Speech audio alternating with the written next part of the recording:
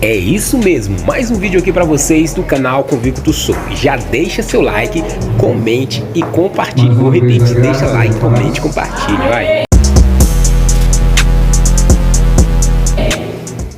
Vamos para a ministração da palavra do Senhor. O texto é em Lucas capítulo 14, versículo 1, versículo 7 ao 14. Lucas 14, versículo 7 ao versículo 14.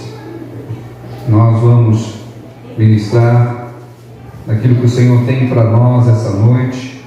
Como nós já dissemos, nós temos e somos privilegiados de termos todo esse espectro voltado para a nossa saúde mental, emocional, tudo isso que o Senhor tem proporcionado para o seu povo, diferente daquilo que aqueles que não têm em Cristo, não têm esperança em Cristo, não vivenciam. Nós temos essa esperança. E vamos ler, o texto já está no mural. E disse aos convidados uma parábola, reparando como escolhiam os primeiros assentos, dizendo-lhes: quando por alguém fores convidado às bodas, não te assentes no primeiro lugar. Não aconteça que esteja convidado outro mais digno do que tu, e vindo o que te convidou a ti, e a ele te diga: dá o lugar a este, e então com vergonha tens de tomar o derradeiro lugar. Mas quando fores convidado, vai e assenta-te no derradeiro lugar, para que quando vier o que te convidou te diga: amigo, sobe mais para cima, então terás honra diante dos que estiverem contigo à mesa. Porquanto qualquer que a si mesmo se exaltar será humilhado, e aquele que a si mesmo se humilhar será exaltado. E dizia também ao que o tinha convidado: quando deres um jantar ou uma ceia, não chames os teus amigos, nem os teus irmãos, nem os teus parentes, nem vizinhos ricos, para que não suceda que também eles te tornem a convidar e te seja isto recompensado. Mas quando fizeres convite, chama os pobres, aleijados, mancos e cegos. E será bem-aventurado, porque eles não têm com que tu recompensar, mas recompensado te será na ressurreição dos justos. Amém. Vamos orar. Santíssimo Deus, nós tomamos a liberdade de entrarmos na tua presença mais uma vez em oração. Te somos gratos pela palavra, te somos gratos pela salvação da nossa alma, te agradecemos pela liberdade que temos no nosso país, te agradecemos, ó Pai, por tua direção. Espírito Santo de Deus, o Senhor tem conduzido a sua igreja e continuará conduzindo pelos séculos dos séculos.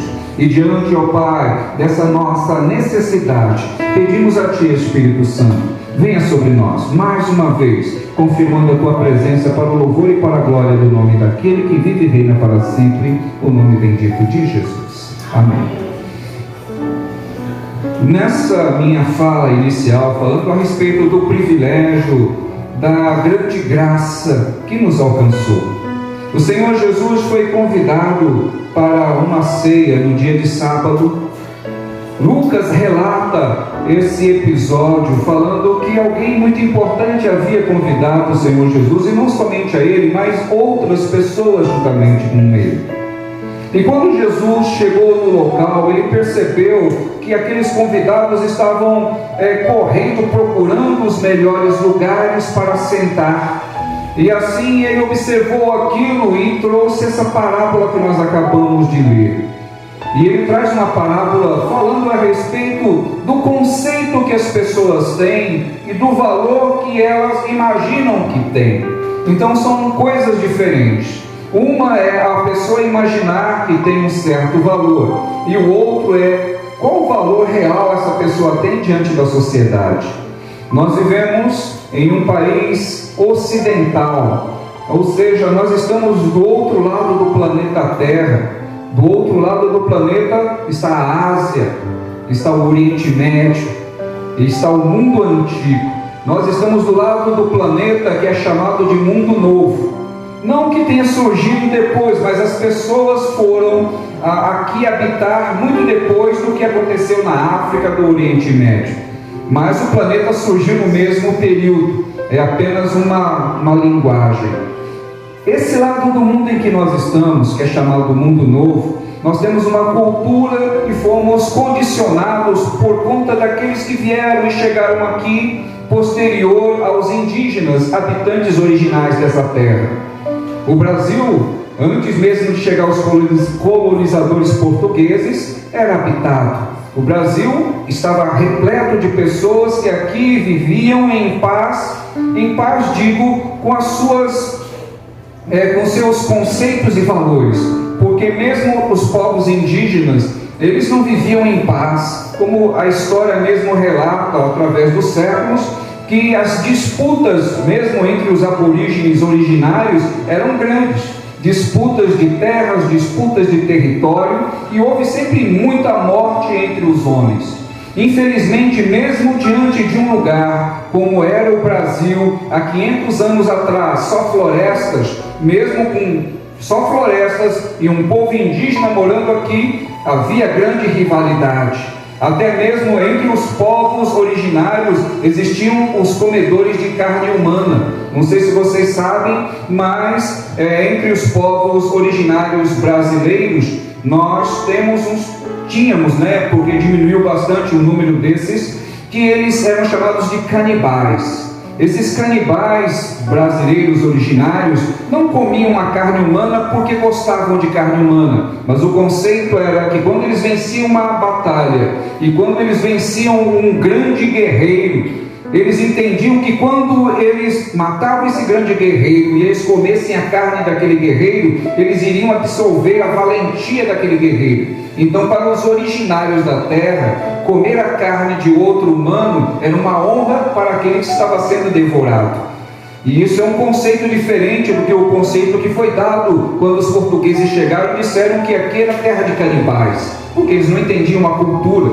Mais violentos eram eles, que chegaram cheios de doenças, trouxeram um monte de coisas ruins para a nação brasileira. E nós não sabemos, irmãos, se nós não fôssemos colonizados pelos portugueses, como que nós seríamos? Como é que seria a nação brasileira hoje? Nós provavelmente nem estaríamos aqui, porque nós somos um povo miscigenado. Eu não tenho descendência de aborígenes, pelo menos que eu saiba, não. Então provavelmente eu não estaria aqui e muitos de vocês também não estaríamos aqui.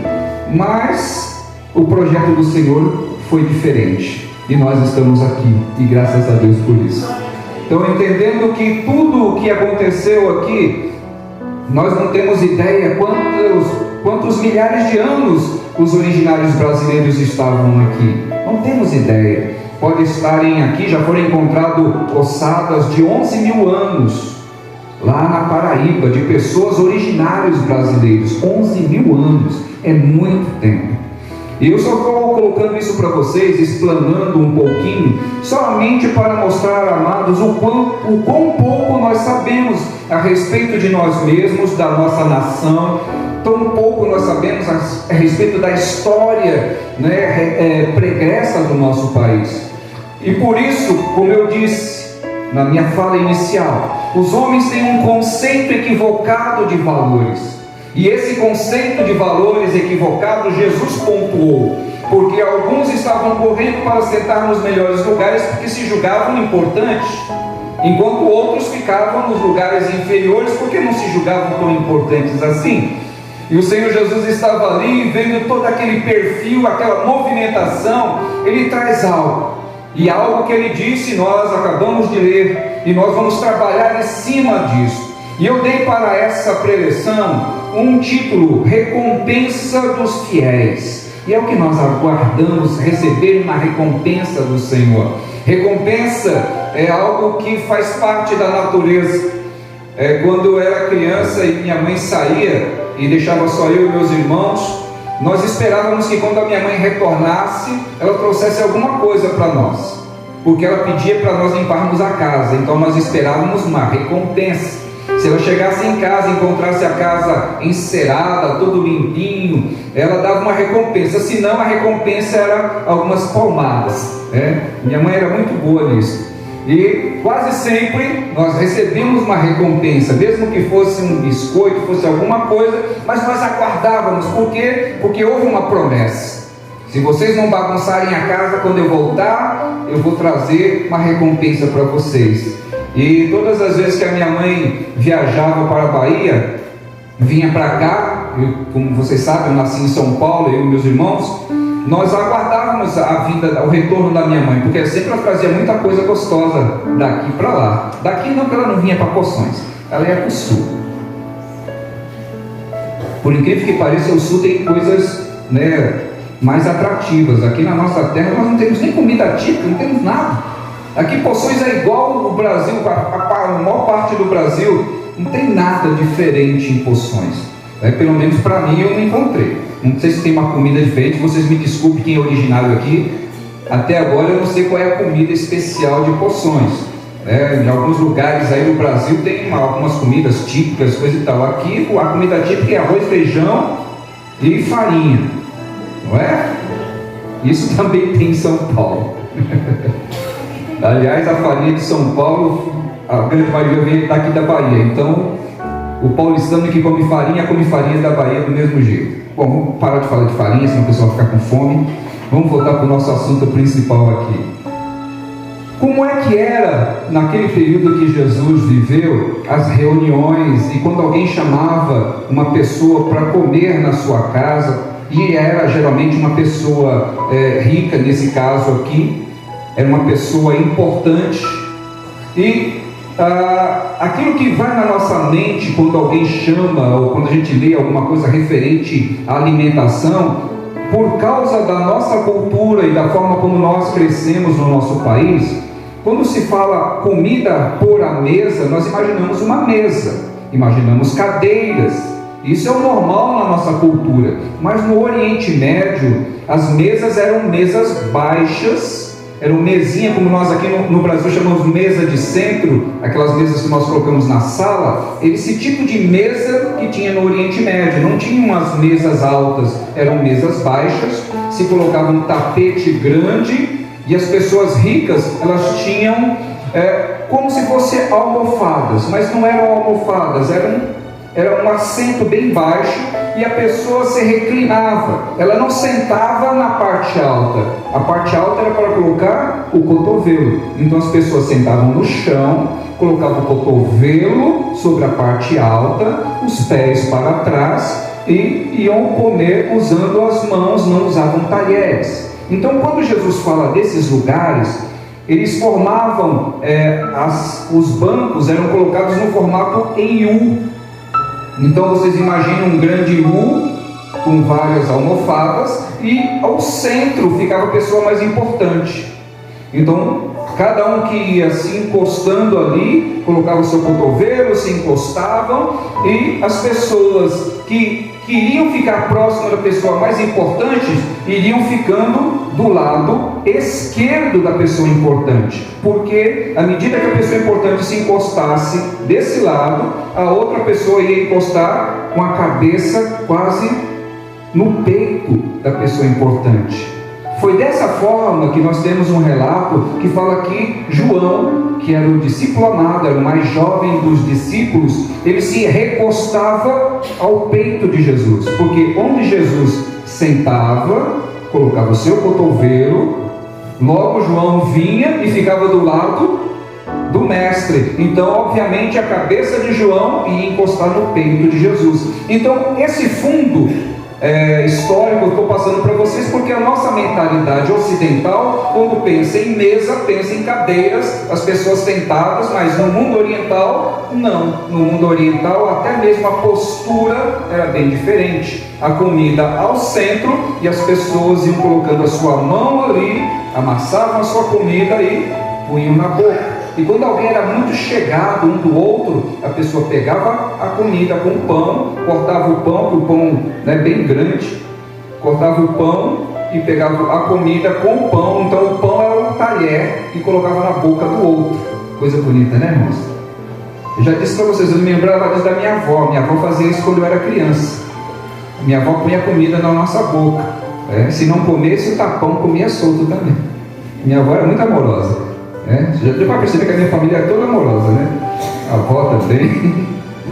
Então minha avó também era bem amorosa.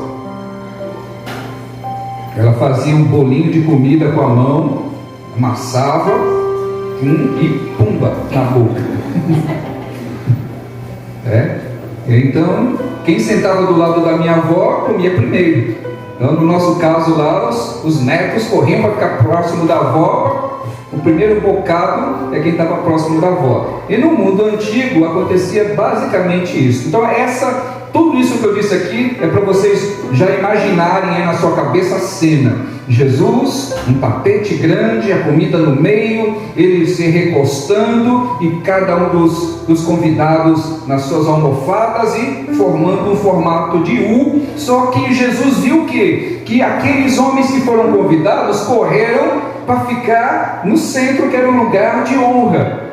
E Jesus, percebendo isso, contou essa parábola e disse: olha, vocês, as pessoas procuram ficar no lugar de honra. Disse assim: quando por alguém fores convidado a bodas, não te assentes nos primeiros lugares, para que não aconteça que esteja convidado outro mais digno do que tu, e vindo o que te convidou, diga a ti e a ele, te diga: dá o lugar a este, e então com vergonha tenhas que tomar o derradeiro lugar. Imagine que coisa. A pessoa está lá recostado, todo bonitão, achando-se importante. Aí vem o dono da casa e diz: ô irmão, não é por nada não, mas chegou alguém mais importante que você. A pessoa correu para ficar no primeiro lugar. Agora quando ele olha assim, está tudo ocupado. Ele vai fazer o quê? Vai por último, e dependendo pode ficar até sem lugar. Então Jesus disse: olha, fica lá nos últimos. E aí, quando chegar o dono da casa olhar e ver que você que é um convidado importante: não, meu amigo, você não fica aqui não, vamos lá para o meio, você deve ficar no lugar de destaque. Ou seja, no formato de U, quem fica no centro acaba sendo visto, e é quem vai dialogar, e as pessoas estão de frente para ele, estão vendo a ele. Então Jesus disse para esses que estavam ali, não foi para os discípulos, ele disse para todos que estavam presentes. Por causa do que, irmãos? Jesus está tratando algo que é extremamente importante na nossa cultura e na cultura oriental. É a referência do conceito de grandeza. Um conceito de grandeza e um pressuposto que o mundo tem, de que as pessoas devem ser exaltadas, as pessoas devem estar em evidência. E isso já vem de muito. É um desejo, parece que é algo que está contido na natureza humana, de querer ser importante. É algo que faz parte da nossa natureza. É óbvio que não é assim para todos. Tem pessoas que são extremamente tímidas, até mesmo quando estão na sua própria festa não querem aparecer. É incrível como a maioria, até mesmo crianças são assim. Está lá no aniversário, o aniversário é dela, e quando vai cantar parabéns a criança chora. Fica tímida na festa dela porque acha estranho toda aquela coisa, né? E já tem outros que não. Tem outros que pedem, né? Ninguém vai cantar parabéns? Cadê meu parabéns? Então, dependendo do perfil, tem alguns que vão pedir para cantar e tem outros que vão chorar quando cantam. Mas nesse caso específico aqui, o Senhor está fazendo e trazendo a consciência do que é o conceito contrário ao que o mundo prega. Então, o conceito é que se humilhar é diferente de ser humilde. Uma coisa é se humilhar, se colocar na posição de inferior, e outra é ser humilde. E no nosso conceito, algumas vezes as pessoas confundem que humildade é ser pobre. Pobre não quer dizer ser humilde. Nem todo humilde é pobre, nem todo pobre é humilde. Existem algumas pessoas que são pobres, mas são arrogantes. E tem outros que são ricos e têm um comportamento diferente. Então, pobreza não é sinônimo de humildade. Pode ser sinônimo de simplicidade. Uma pessoa pobre geralmente é uma pessoa mais simples, mas não quer dizer humilde. Então, esse conceito até mesmo no povo brasileiro, nós temos que levar em consideração e entender. E o Senhor Jesus estava trabalhando com esse conceito. E ele fala a respeito disso e traz essa linguagem dentro desse texto para abrir um precedente. Que ele diz: porquanto qualquer que a si mesmo se exaltar será humilhado, e aquele que a si mesmo se humilha será exaltado. Perceba que não é a pessoa ser humilhado por outro, é a pessoa se entender numa posição de humildade, é o reconhecimento da própria essência de quem nós somos. E esse reconhecimento e essa posição faz parte do perfil do que é ser cristão. Muito diferente do que a gente ouve em alguns lugares. Esse conceito, irmãos, de nós olharmos para a nossa pequenez, para a nossa posição real, e não criarmos ilusões em cima daquilo que é dito, daquilo que é colocado como se fosse uma realidade. O Senhor Jesus, ele pontua isso porque ele percebeu aquela movimentação para que a pessoa que estivesse ao centro, ela fosse a pessoa mais exaltada. Mas o conceito no mundo espiritual é bem diferente deste. O conceito no mundo espiritual é reconhecer que quem está acima de nós é extremamente poderoso, grande e magnífico. E saber que aquele que está em nós vai trabalhar nas nossas vidas para que nós entendamos a nossa real posição nesse mundo.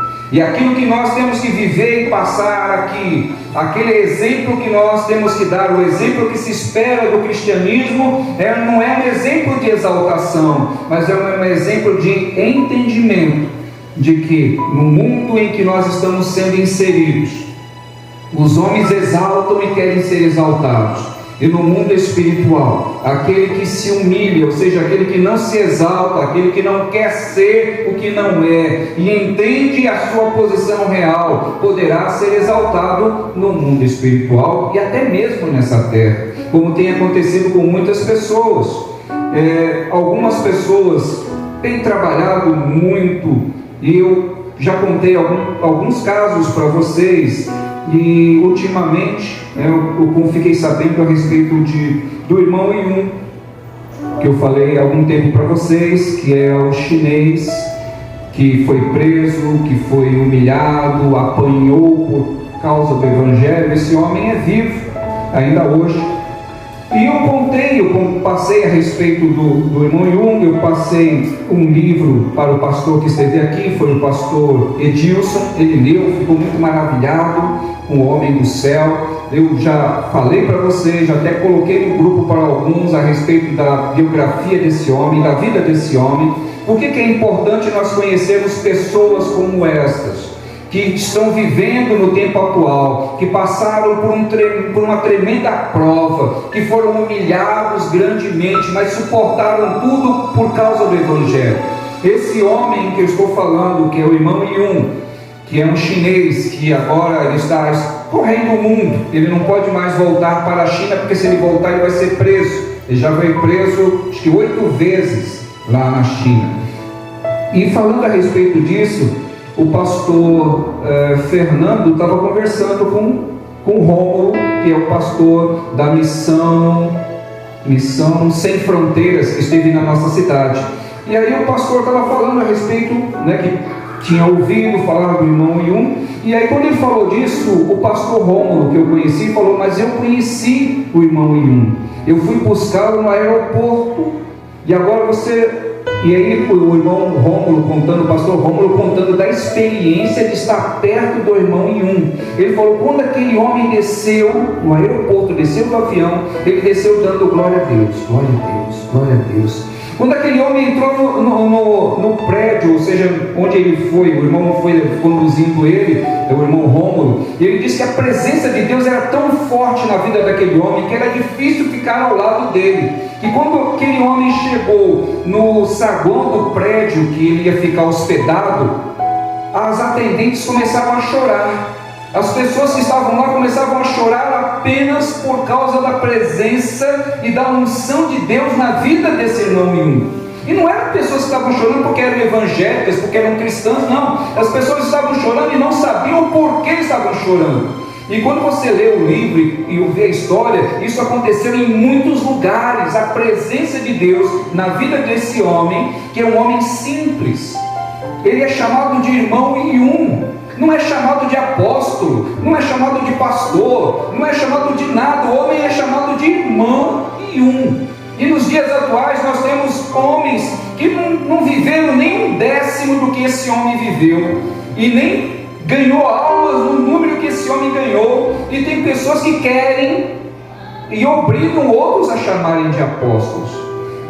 Eu estive num lugar, irmãos, recentemente, e eu estava lá no culto, e um dos irmãos que havia me convidado, um pastor que foi convidado, ele teve a oportunidade, e nesse culto, o irmão que nos convidou, estava lá, ele havia sido consagrado há pouco tempo apóstolo.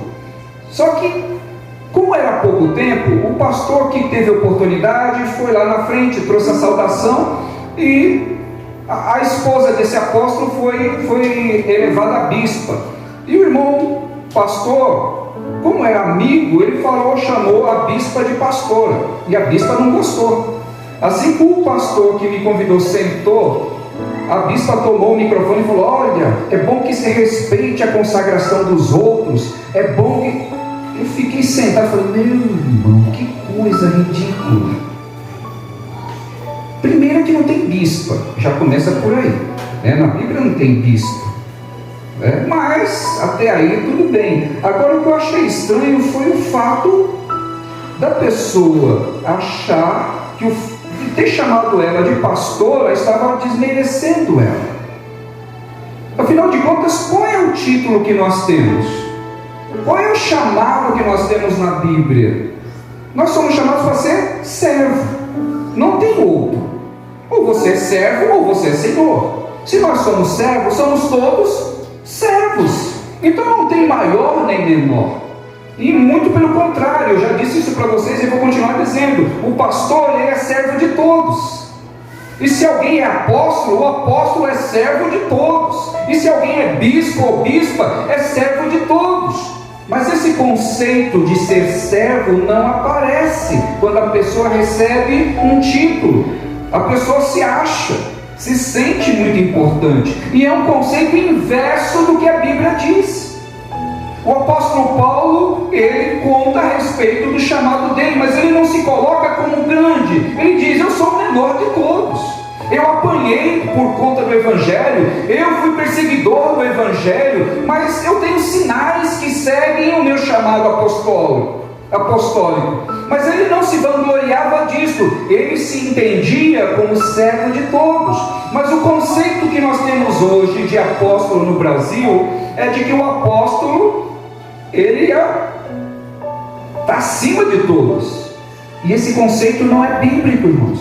É um conceito que está na cabeça de alguns, mas não é um conceito bíblico, e que se encaixa perfeitamente com o que nós estamos vendo no texto. O Senhor Jesus estava falando para, olha, aqueles que querem estar nos melhores lugares, aqueles que querem aparecer. Peraí, não é por aí. O conceito é o inverso disso.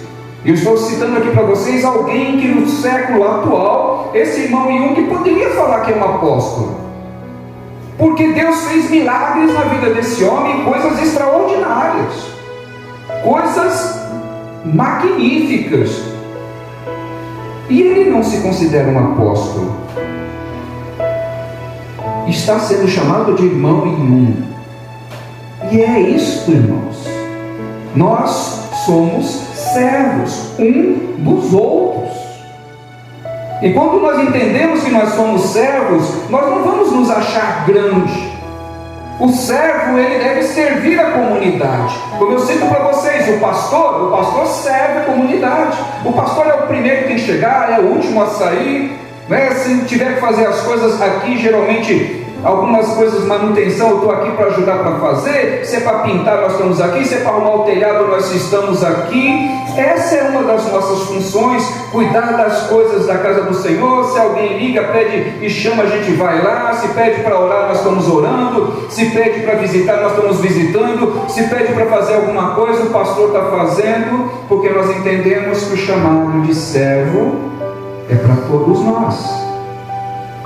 E aqueles que estiverem em evidência na casa do Senhor têm que entender que nós estamos para isso, irmãos. Esse é o conceito bíblico. Fora isto, são conceitos de homens. E esses conceitos de homens, eles devem estar pautados naquilo que o Senhor diz. E entendendo esse chamado, algo que acontece em alguns lugares é que as pessoas, ao invés de entender que o chamado de servo é para todos, também destacam só alguns como servos. Em alguns lugares as pessoas podem achar que servo é só o diácono. Não, todos nós aqui temos obrigação. Todos nós temos obrigação em cuidar da igreja, todos nós temos obrigação um com os outros. Os diáconos estão aqui para servir, mas todos nós estamos também para servir. E esse conceito é um conceito geral da igreja. Mas em alguns lugares as pessoas acham que diácono é empregado. Acham que diácono está ali para fazer as coisas e ele ou ela não. Não é assim, irmãos. Os diáconos estão ajudando, estão coordenando, mas todos nós somos responsáveis por cuidar dessa estrutura aqui, por cuidar um do outro. Nós somos responsáveis para fazer com que o culto funcione, para que as coisas aqui estejam em condições. Quando vocês chegam aqui, alguém já fez a parte de limpeza, alguém já limpou, alguém já abriu os banheiros, alguém já cuidou das estruturas, já fez para que você chegasse aqui e encontrasse um ambiente limpo, encontrasse um ambiente ordeiro, bem iluminado. Alguém fez. As coisas não acontecem sozinho. Então todas essas recomendações, elas fazem com que nós entendamos o chamado que é para todos nós, eu e você. Então nós não temos desculpas, né? Podemos até inventar várias desculpas, e nós somos mestres em dar desculpas. E no mundo evangélico tem desculpa para tudo, mas entenda, essas desculpas estão esfarrapadas. Se você foi chamado para fazer algo, entenda que a sua função é servir todos nós. Sirva na oração, sirva ajudando a igreja financeiramente, sirva fazendo alguma obra estrutural, sirva trazendo alguém para a igreja, sirva levando a palavra para alguma pessoa, sirva orientando alguém. Podemos servir de diversas formas. À medida que nós entendemos esse processo, isso vai fazendo com que nós entendamos também o nosso chamado. Eu vou trazer aqui para vocês algo a respeito de uma pessoa muito importante que faleceu esse ano. É chamado irmão André, é fundador das Portas Abertas. Esse irmão André, essa Portas Abertas é uma entidade internacional. Todos os meses eu recebo uma revista de Portas Abertas e eu leio a revista e nós deixamos essa revista ali em cima do balcão para que vocês, aquele que se interessar, lê sobre missões. Nós temos obrigação de ajudar em missões, sabe? Cooperar financeiramente com missões. É uma obrigação da igreja. Esse irmão André, ele começou o ministério dele em 1958. Ele faleceu esse ano. E o que Portas Abertas faz? Portas Abertas foi aberto para levar Bíblias ao mundo fechado, aonde o Evangelho não pode entrar por conta dos governos que proíbem. Portas Abertas, eles entram com Bíblias de formas diversas. E esse irmão André já entregou mais de 1 milhão de Bíblias em vários países onde as portas estão fechadas, em lugares onde ninguém pode entrar. Esse irmão André, ele começou o seu ministério e Portas Abertas já está em 50 países, e onde existem alguns tipos de proibição. e são países opressivos, que as pessoas não têm liberdade. Hoje ainda continua sendo a Coreia do Norte o país mais fechado do mundo. Ali no nosso mural, no nosso quadro, tem um mapa. Aquele mapa que está ali no mural, se você ainda não reparou, é um mapa colorido mostrando os lugares do mundo onde o Evangelho ele ainda é proibido. E tem uma relação de países onde o evangélico é perseguido. E quem faz esse mapa é Portas Abertas, eu recebo todos os anos. É um mapa que vai mostrar onde a perseguição acontece no mundo. Então todo esse trabalho, irmãos, é um trabalho de alguém que se coloca na brecha para fazer. E esse irmão, ele fez esse trabalho, faleceu esse ano, mas o que ele fez e continua até hoje. Portas Abertas iniciou em 1955, eu falei 58, né? 55. A primeira viagem do irmão André foi à Polônia. A base no Brasil foi inaugurado em 1º de maio de 1978. Então o Brasil já tem uma base de Portas Abertas há muito tempo. E esse irmão costuma dizer que ele, né? Quando ele falava a respeito dele, que ele era um holandês bobo, filho de um ferreiro, que trabalhava para um carpinteiro judeu. Jamais cursou o 2º grau ou a faculdade. Veio de uma família pobre. Durante anos sofreu de dores crônicas nas costas. Mancava. Teve muita dificuldade para aprender o inglês. Não foi aceito em seminários. Não foi aceito sequer no curso preparatório de missões. Insistiu até ser aceito no colégio de treinamento missionário. Ele enviou um carregamento com 1 milhão de Bíblias à China em 1981 e em uma única noite. Então esse irmão que faleceu esse ano, ele faleceu com 90 anos. Ele conseguiu em 1981 entrar com 1000 Bíblias escondidas na China. 1000? É 1 milhão, desculpe. 1 milhão, 1000 é pouco. 1 milhão, isso naquele tempo. E olha o trabalho que esse homem fez, que seria um homem rejeitado, porque não falava inglês, foi rejeitado no seminário, não tinha nem o 2º grau completo, e mesmo assim fez uma obra extraordinária. Então você e eu podemos fazer também coisas extraordinárias para o Senhor. Nós não somos inferiores a ninguém, nem somos melhores do que ninguém. Nós estamos no mesmo patamar, com o mesmo chamado. Então você não deve se diminuir, achar que você é menor, que não sabe fazer. Você e eu temos liberdade para fazer tudo aquilo que o Senhor quiser fazer nas nossas vidas.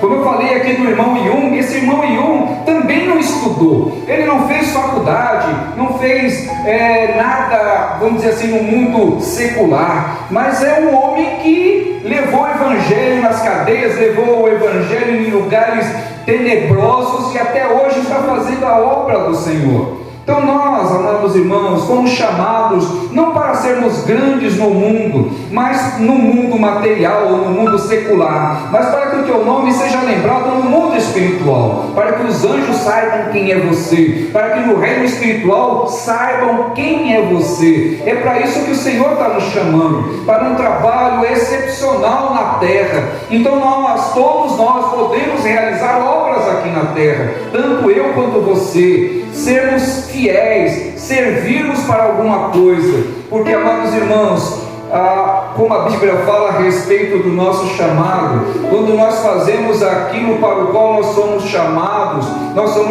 de servos inúteis. Se nós estivermos fazendo alguma coisa, somos chamados de inúteis. Para nós sermos chamados de servos úteis, nós temos que fazer aquilo que é além do básico que nós estamos fazendo. Então preste atenção. E se você não está fazendo nada no mundo espiritual, para ser inútil ainda temos que nos melhorar um pouco. E para ser útil, nós temos que ser muito mais ainda, irmãos.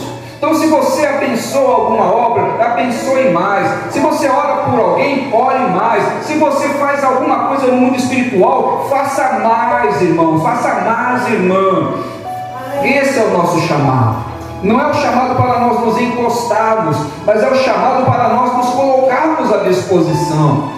Colocarmos à disposição, você e eu podemos ser uma bênção no mundo espiritual. O Senhor pode usar a tua vida e a minha vida para fazer coisas extraordinárias.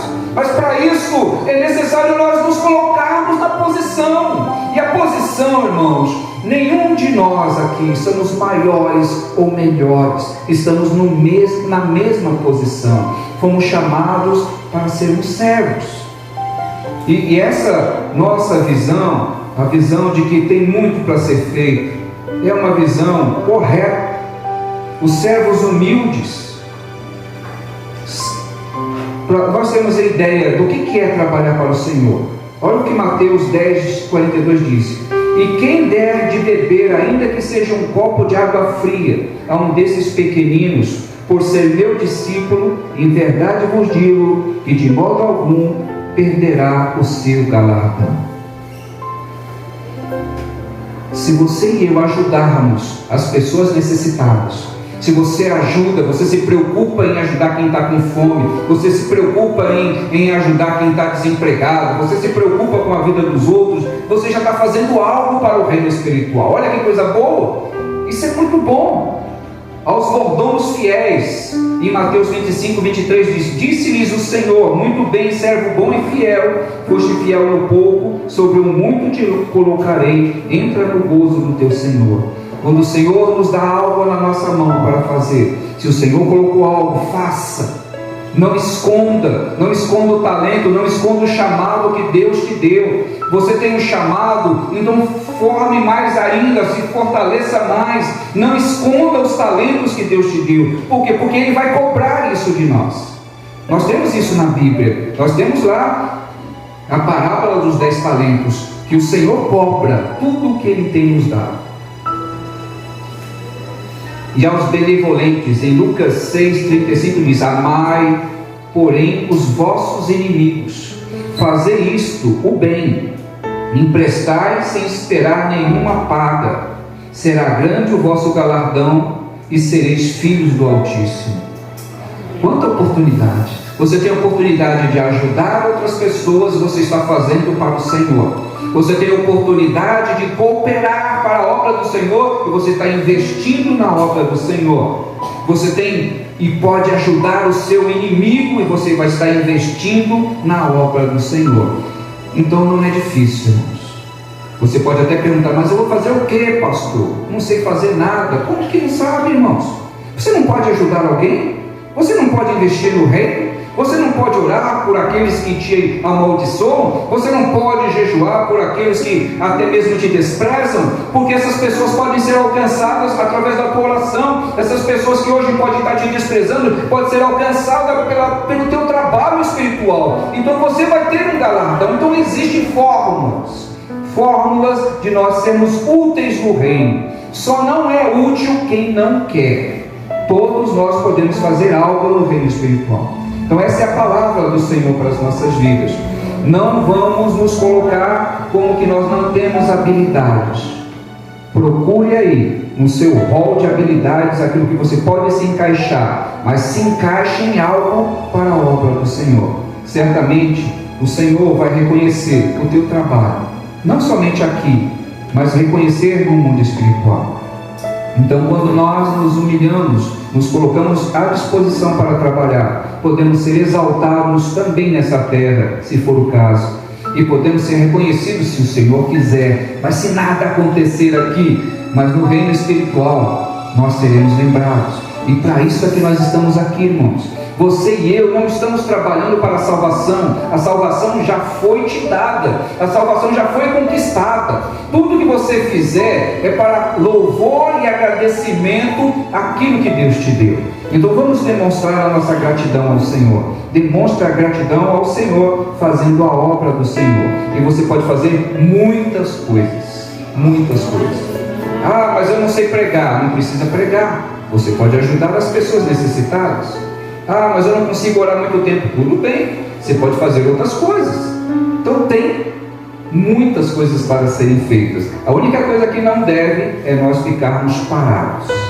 Para isso nós não fomos chamados. Nenhum de nós fomos chamados para ficarmos parados. Todos fomos chamados para fazer a obra do Senhor. Entenderam o recado? Muito bem.